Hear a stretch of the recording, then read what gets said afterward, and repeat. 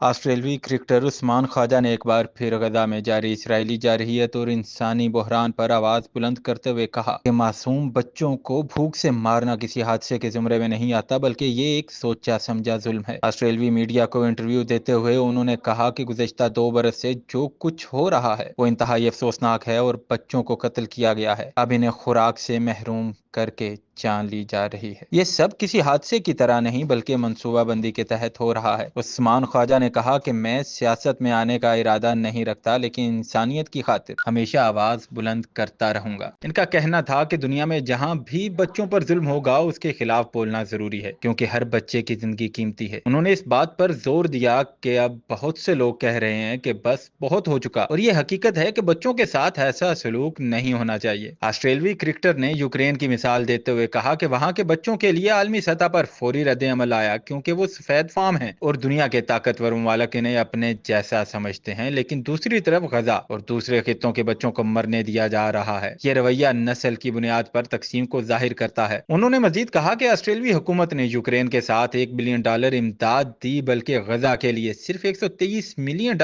مختص کیے۔ یہ فرق بھی ظاہر کرتا ہے کہ انسانوں کی قدر ان کی نسل اور رنگ کے اعتبار سے کی جا رہی ہے۔ عثمان خواجہ نے کہا کہ وہ کھیل کے ساتھ ساتھ انسانی حقوق کے لیے بھی آواز بلند کرتے رہیں گے، کیونکہ خاموشی ظلم کو تقویت دیتی ہے۔